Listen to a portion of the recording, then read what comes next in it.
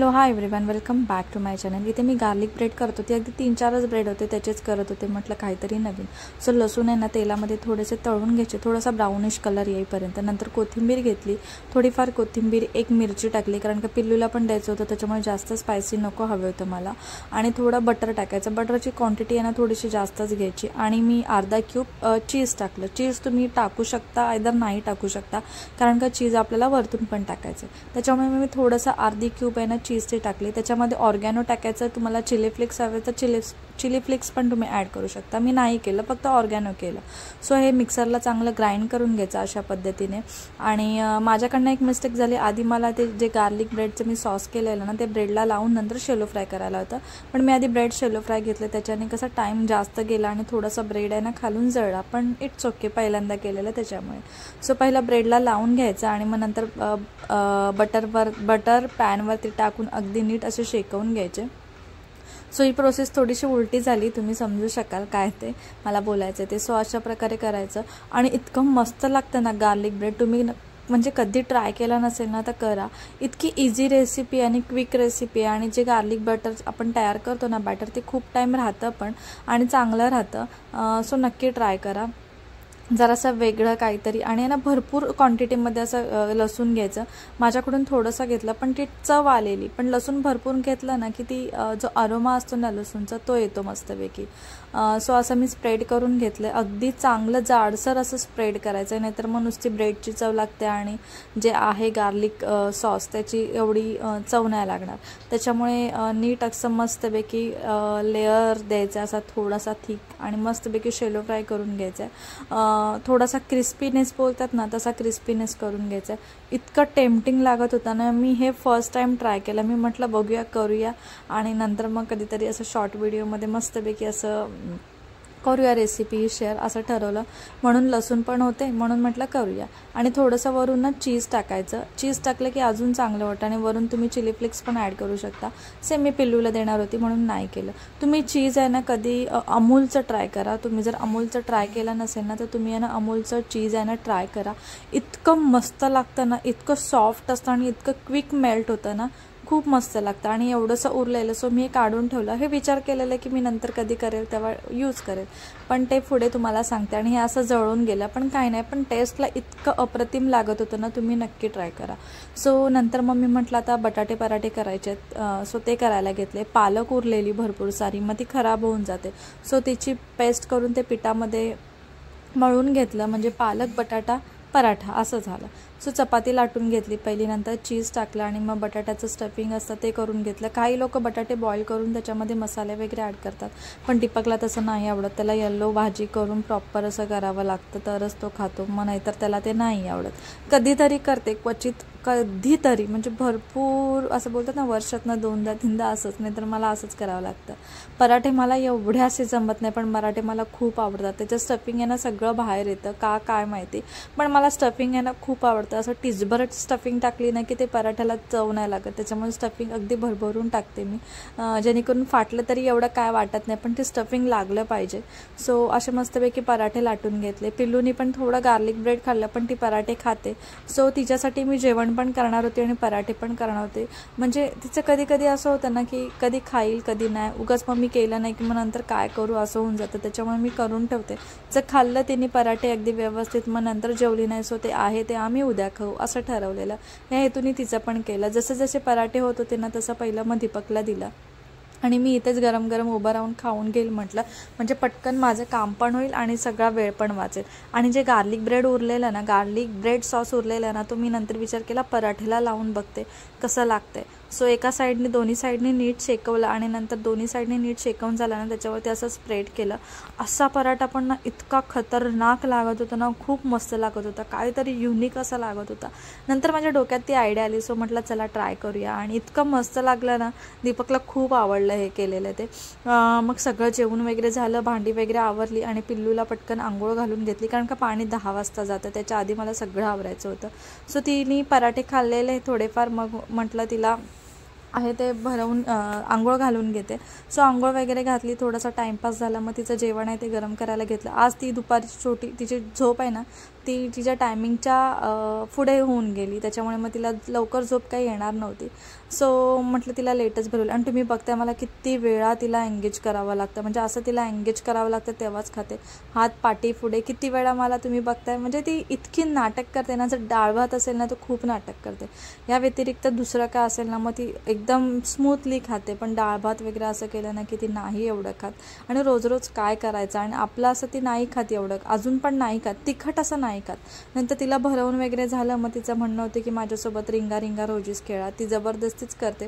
मध्ये तिची माऊ आलेली, सो आम्ही सगळे एकत्र असे खेळत होते, तिची माऊ काका वगैरे. तेव्हापासून ती आम्हाला बोलते की तुम्ही चला आपण एकत्र खेळूया.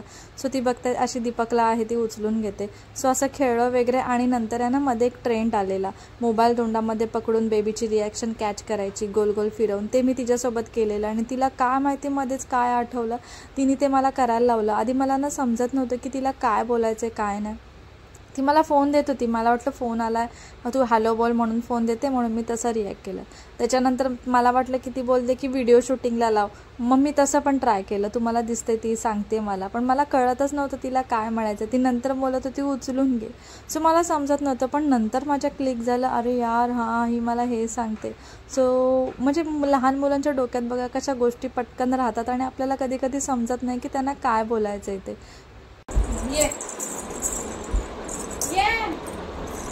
काय काय अच्छा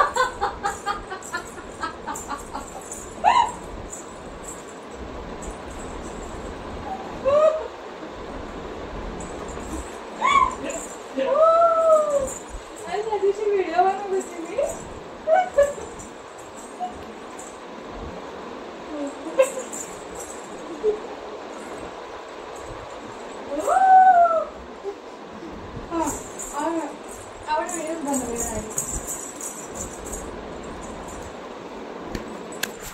सो असे छोटे मोठे खेळ खेळून झाले. बुक स्वतः घेते, असे काही ना काही तिला जे माहिती आहे ते रीड करत असते. ती नाही जमलं म्हणजे नाही समजत आहे मग आमच्याकडे घेऊन येते आणि सांगते हे काय ते. आणि हा नेक्स्ट डे मी शूट केलं आहे, तो व्हिडिओ तिथेच एंड केला. आणि इथे दीपक आलेला, सो त्याला बघून ना ती दर टाईमला अशीच करते, तोंडावरती हात ठेवते आणि एकदम शॉकसारखी रिॲक्शन देते की बाबा आले. आता पण तसंच तिने रिॲक्ट केलं. आणि जेव्हा ऑफिसमधून येतो ना तेव्हा पण ती तशीच असते, तोंडावर हात देऊन अशी एकदम शॉक कशी असतं, शॉकमध्ये आपण हा असा करतो तशी ती रिॲक्शन देते दीपक आला की. म्हणजे तिला इतकी खुशी होते ना, खूप खुशी होते तो आला की. म्हणजे फक्त तिला बोलायचंच की बाबा बाबा हा शब्द फक्त काढला ना की तिचं म्हणणं असतं डोअर ओपन कर. म्हणजे मी काही बोलून दे, बाबा येणार आहेत, बाबा हे आणणार आहेत, ते आणणार आहेत, की तिचं म्हणणं असतं की डोअर ओपन कर, बाबा येणार आहेत असं. म्हणजे ती एवढे हे होते. आणि तिला आता कळलं बाबा येत आहेत, तिने माझा हात पकडला आणि आता ती मला आतमध्ये नेते की डोअर ओपन कर, बाबा येणार आहेत. म्हणजे मुलांना किती पटकन समजतं. पण मी कुठे गेली ना की ती जरा पण एक्साइटमेंट नसते. पण दीपक तो कसा सकाळी जातो आणि डिरेक्टली रात्री येतो, त्याच्यामुळे मग ती एक्साइटमेंट तिला जास्तच असते. सो आता ती इथे वेट करत बसेल दीपकचा. आणि दीपक खाली गेलेला मंदिरमध्ये, सो त्यांनी दूध येताना थोडासा खाऊ वगैरे आणलेला, मला माहीत नव्हतं पण त्यांनी आणलं तिच्यासाठी चिप्स वगैरे. आणि होतं ते असं आपण कधी गेलो कुठे की आणणं होतंच. सो तिने ते चिप्स खाल्ले नाहीत, कारण का ते खूपच तिखट होते. काहीतरी त्यांनी चिल्लीवाले आणले. कधी चिप्स वगैरे आणले ना की आम्ही मुद्दामून ना आम्हाला खायचं असलं ना तिखट आणतो. जर एकदमच तिखट असलं ना की मग ती नाही खात, मग ती एवढं लक्ष पण देत नाही. सो ही शॉक झालेली आता पिल्लू दीपकाला. मग त्याला घेऊन आली, असंच तिचं असतं. मग नंतर ती दोघं बाल्कनीमध्ये बसलेले, मग पटपट आहे ना कचरा वगैरे काढून घेतला. सॅटर्डे होता आज, सॅटर्डेचा दिवस आहे. सो कचरा वगैरे काढून घेतला पटकन, कारण का मला जेवण वगैरे करायचं होतं. दीपकचा उपास असला ना की जेवण लवकर करावं लागतं. आणि पाणी येतं आणि लाईट म्हणजे पाणी येतं आणि नंतर गरमी पण होते, विंडो क्लोज होतात.